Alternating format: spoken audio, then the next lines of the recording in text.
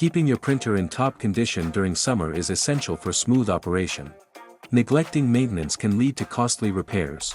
Here are key tips to keep your printer running smoothly. Location matters.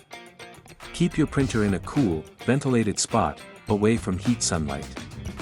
This prevents ink from drying and extends printhead life. Next, print something once or twice a week.